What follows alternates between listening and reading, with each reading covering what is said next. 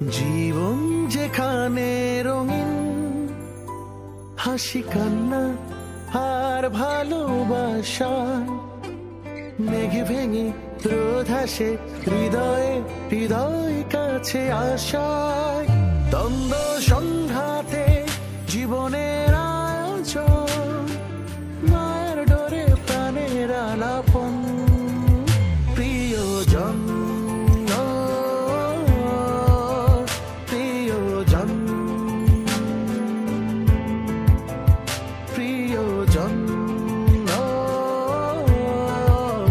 প্রিয়জন। আপনি সেই লোক? হ্যাঁ।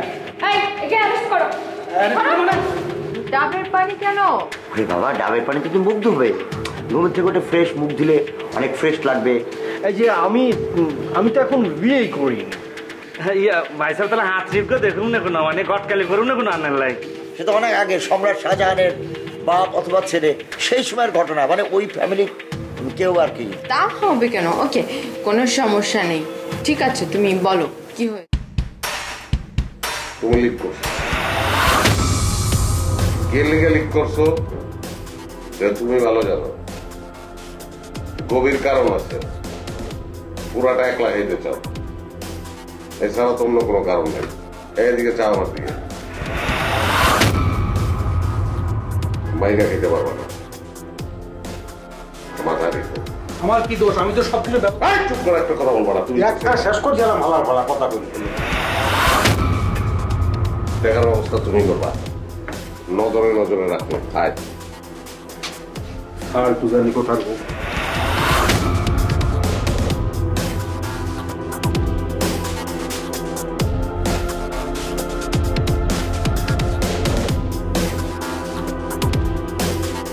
না না, এই ব্যাপারে তোমার সামনে কথা বললে সে মাইন্ড করতে পারে, কারণ সে আবার মনে করতে নতুন বউ, তার সামনে আমার অসুখ বিসুখ নিয়ে কথা বললি, তুই খারাপ হবে তো জিনিসটা, বুঝো নাই? কিন্তু ট্রিটমেন্ট তো করা দরকার। শোনো, আজকে তো আমাদের ফ্ল্যাটে একটা বিরাট ঘটনা ঘটে গেছে। ওই যে নুর ইসলাম আছে না, উপরে থাকে, ওর এক যমজ ভাই এসে হাজির, তাও কার সামনে? পর তো পর আমার সামনে এসে হাজির। লোকটা আবার ব্যবসা করে, ভালো ব্যবসা, শুনলাম এক্সপোর্ট ইম্পোর্ট না কি জানি বড় ব্যবসা করে। আমি যমজ দেখবো? হ্যাঁ, কি বলো তুমি, যমজ দেখবা মানে? জীবনে তুমি যমজ দেখো নাই? দেখেছি, আমি একবার একটা যমজকে ধরে চটকু পটকু করে দিয়েছিলাম। আরে এটা তো বড় মানুষ, এটা চটকু পটকু করা যাবে না, বুঝো নাই? কেন ধরে দেখা যাবে না? আরে বাবারে, এটা তো কোনো শোপিস না, এটা তো মানুষ। না, তাও আমি দেখবো, চলো। আরে যমজ ভাইটা আবার এখানে আসছে, আসার পরে এই যে শ্বশুর আছে না, নুর ইসলামের শ্বশুর, তার সামনে নিয়ে গেছি আমি। এখন মনে করো ভদ্রলোক যে প্যাচের মধ্যে পড়ছে, ওর শ্বশুর খুব সহজে বাড়ি যাইতে পারবে না। কি প্যাচ? প্যাচটা হচ্ছে কি বুঝছো, ওই যে নুর ইসলাম, সে উপরে দেখা একের খুব ভালো মানুষ, যে ভিতরে শয়তান বসবাস করে, একটা মুখোশ পরে থাকে। কি করছে জানো?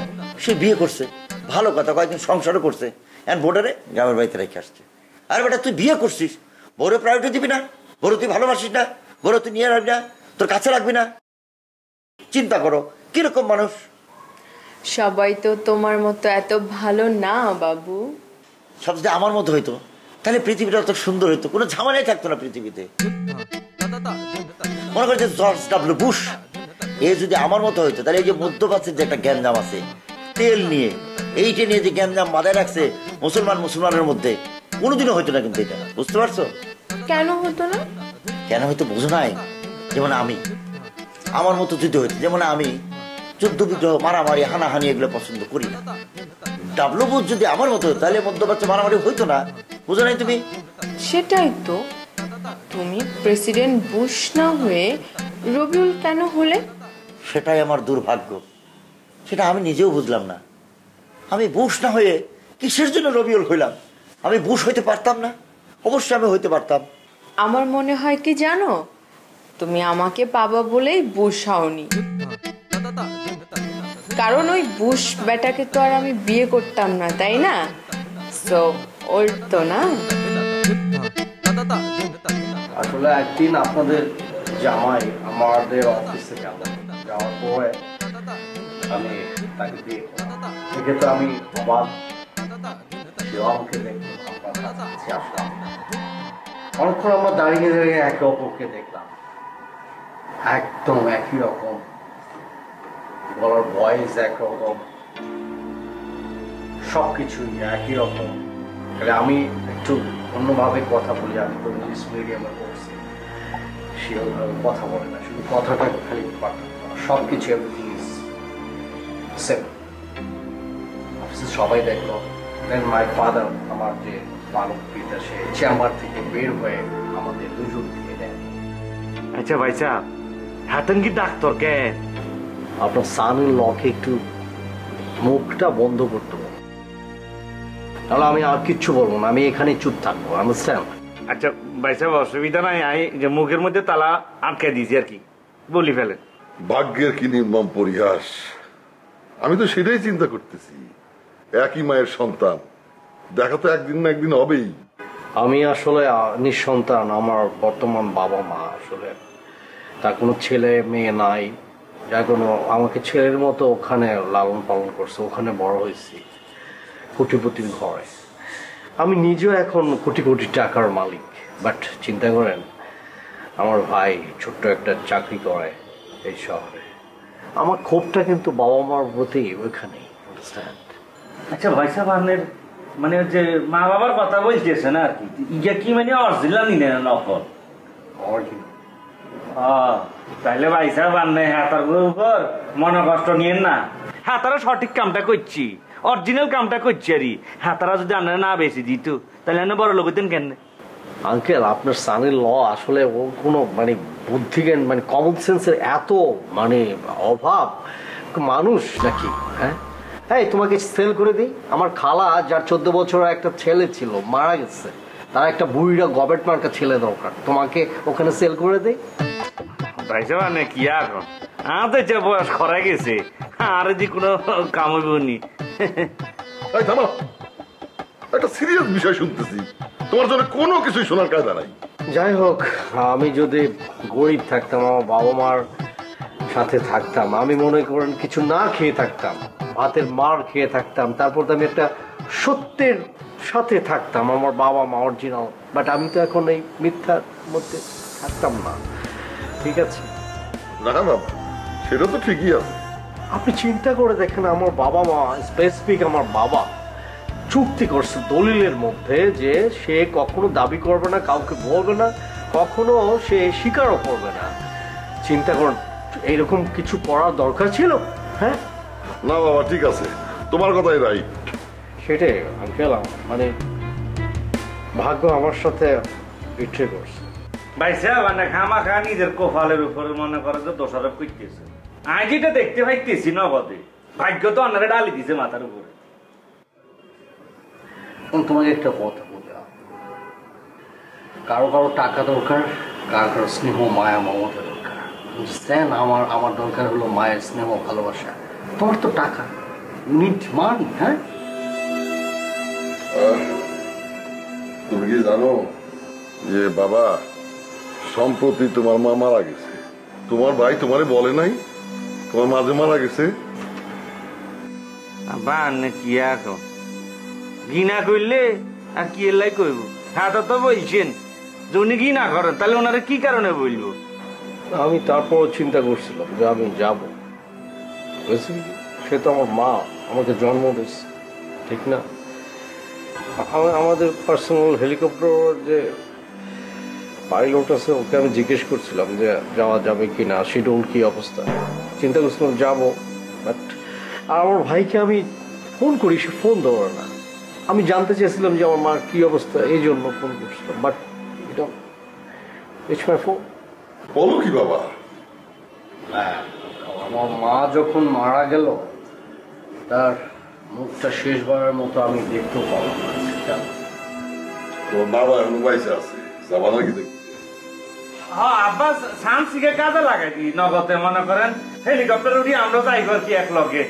আর মেলা দিনের স্বপ্ন আসছিল আবার, মানে হাঙ্কার হেলিকপ্টারের মধ্যে উঠুম আর কি, স্বপ্ন এবার সত্যি হয়ে যাবে মনে হয়। আমি আমার বাবার মুখ দেখবো না, তার মুখ দেখা আমার পক্ষে সম্ভব না। কে সে কি অপরাধ করছে? কেন কেন দেখব?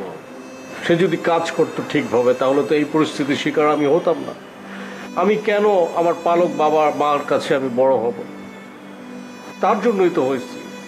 বাট আমি মেনে নিতে পারছি না, আমার অনেক টাকা পয়সা, বাট আমি অরিজিনাল বাবা মার স্নেহ মায়া মমতা থেকে বঞ্চিত। আমি কেন অন্যের কাছে বড় হব, অন্যের বাড়িতে বড় হব? আমি নিজের বাবা মার নিজের বাড়িতে বড় হতে পারতাম না বলেন? বাবারে, অনেক বড় প্রশ্ন করে ফেলাইছো। এত বড় প্রশ্নের উত্তর তো আমার জানা নাই। আচ্ছা ভাই সাহেব, ভাই আনের একখান কথা কইয়ে, আন্না তো খারাপ পজিশনে নাই, আলহামদুলিল্লাহ মাশাআল্লাহ নে বালা পজিশনে আছেন। খামাকে হ্যাসকেসি করেন গেলে বিষয় একটা লুই টানাটানি। আঙ্কেল, আপনার জামাইকে মানে তাকে এই আপনি কি, আপনার কোনো সেন্স নেই, কমন সেন্স নেই? আপনি তাই ছেলে খোসা বাইরের কথা না বললে হয় না? একজনের দুঃখের কথা শুনতেছি, উনি ওর ভিতরে খোসা মারা শুরু করছে। বয়স হোক তখন বুঝবা। সেটাই। আচ্ছা আঙ্কেল, এখন আপনারা কি করতে চান বলেন? এখন তো তাকে খুঁজে পাওয়া যাচ্ছে না। আমি এক কাজ করি, আমি থানায় গিয়ে একটা জিডি করে ফেলি, ঠিক আছে? পুলিশ তাকে খুঁজে বের করবে। কোন বিষয়ে জিডি করবা? এই আপনার বাড়িতে গিয়েছিল, বলবো যে শ্বশুর বাড়িতে যাওয়ার পরে তাকে আর মানে লোকেট করতে পারতেছে না।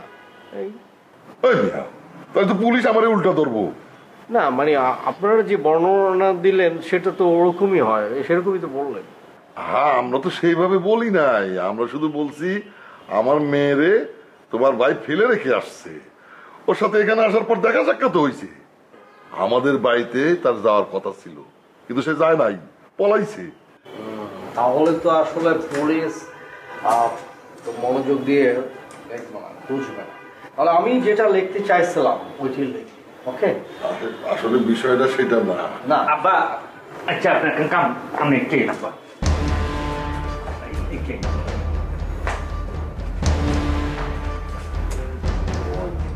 জামাই তো রিয়েলান্স বাঁচি কোনো কার্টিস না আমার সামনে থেকে দেখো না।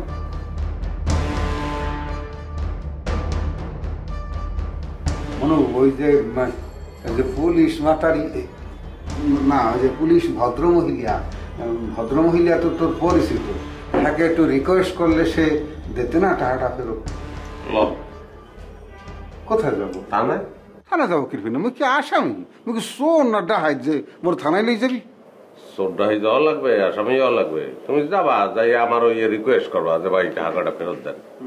তাই মুই মনু মুই রিকোয়েস্ট করলেই ফেরত দিয়ে দেবে? দেখবেন না দেখ, ফ্রি থাউন খাওয়ানোর ব্যবস্থা করবে। আজকাল শুনছি যে ফ্যানও লাগাইছে, মশার কয়েলও দেয়, লেপটিন টেপটিনও আছে। বুঝতে পারছি। তুমি আমাকে কি মানে অপমান দিয়ে কথা বলতে আসো, এই না? মনে করছো মুই কিছু বুঝি না? তুমি আমার এই নাই বিনাই যে থানায় মানে কি শোন না ডাহাই যে তুমি আমার জেলখানার কথা শুনাইতে আসো। জেলখানায় থাকা লাগবে দেখি তুমি বাড়ির দিক যাই না, এদিক ওদিক ঘুরে বেড়াইতেছি, এই ঘুরে ফিরে সেই আবার সেই জেলখানা। আচ্ছা হন, এখন আদতে খবর মধ্যে যদি আছে, এটা হইলে ওই খেলা উপর হইতে আছে, উপরের লেভেল থেকে কি বলে অর্ডার আইছে, বোঝো না? 200-300 কোটি টাকা কেউ রাতে গেলে ঠিক থাকতে পারে এরা? তাহার যে গরম, তাহলে তুই বুঝলিয়া না তাহার গরম সহ্য করিয়া যাইতে আসো, কোনো আউটবাস্টিং নাই।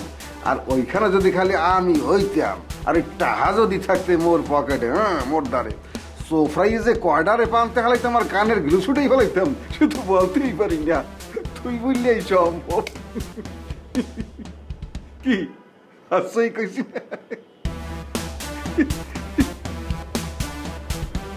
আমি বললে ঠিক থাকতে পারতে আছি, কথা মানে কি?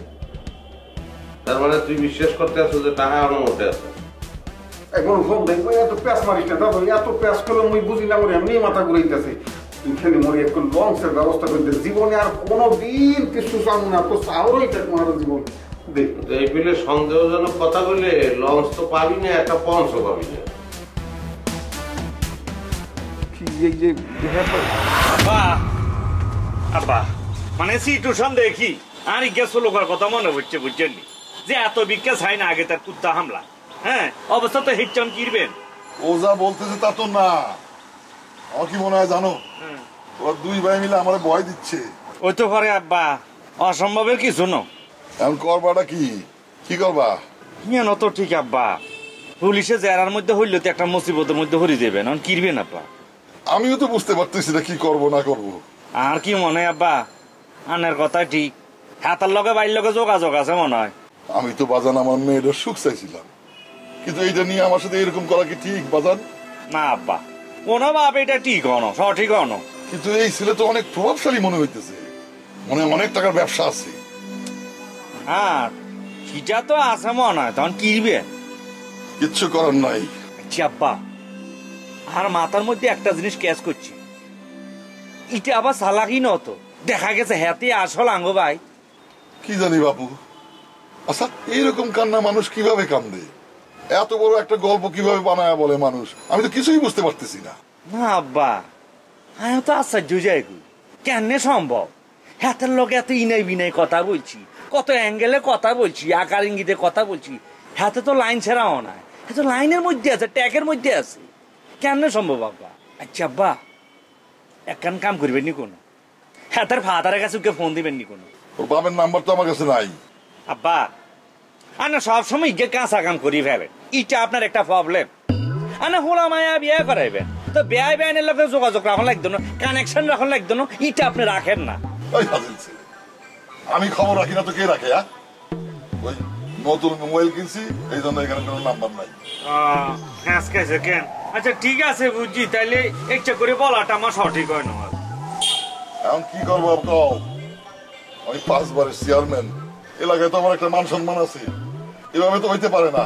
চলো শেষবারের মতো শুনিও কি বলতে চাই, আসো। ঠিক আছে, একটা জামিলার মধ্যে হচ্ছি আমরা। বলেন কি জন্য এত তাড়াহুড়া করে ডেকেছেন, আর আপনার গাড়ি কি হয়েছিল? তেমন কিছু না, ওই ওর ছোট ভাই বলে যে গাড়ি আমাকে দিয়ে দেন। হ্যাঁ, তার ভাইয়ের গাড়ি, সে তো দাবি করতেই পারে। না সেটা দাবি তো করতেই পারে, কিন্তু এখন 3 মাস পরে তার বড় ভাই এসে যদি আমার কাছে, আচ্ছা এক কাজ করেন না, গাড়িটা রিকুইজিশন করিয়ে দেন। রিকুইজিশন করাতে হবে কেন? আপনি না গাড়ি দিয়ে লং ড্রাইভে যেতে চেয়েছেন আমাকে নিয়ে? সেটা যখন যাব তখন যাব। পারবেন আপনি?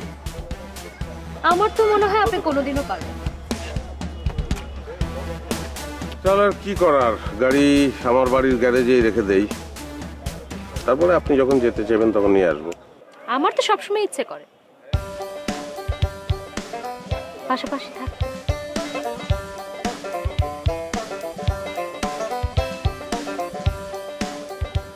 ওটাই বাধা, কি করা যায় বললাম তো। একটা কাজ করি, 7 দিনের জন্য ছুটি নিয়ে নিই, কি বলেন? আর বাবাকে বলি গ্রামের বাড়ি থেকে আসতে। সেটা আপনার যে ইচ্ছা আপনি তো করতেই পারেন, কিন্তু আমার মনে হয় একটু সময় নিলে ভালো। আরো সময়? আর কত সময় দরকার আপনার বলেন তো? আপনি তো আমাকে কম দিন ধরে চেনেন না, আমিও না। আর অনেকদিন ধরে আপনাকে অনেক কিছু বলার চেষ্টা করছি, আপনি শোনেনই না, যদিও বুঝতে পেরেছেন আমি কি বলতে চাই। ঠিক আছে, আমি আসলে একটা সময়ের জন্য অপেক্ষা করছিলাম। বাবা, খুব প্ল্যান করে চলার মতো লোক তো আপনি। ব্যাপারটা তো সিরিয়াস।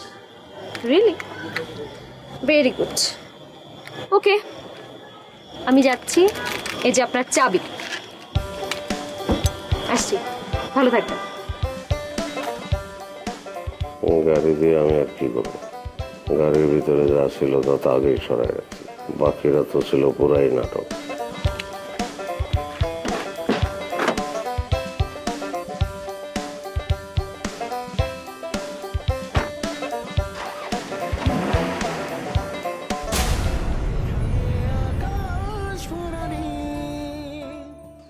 ভাইরে চিন্তাচ্ছ না? দীপ্ত ক্যাঠা, দীপ্ত তোমার ভাই লাগে না?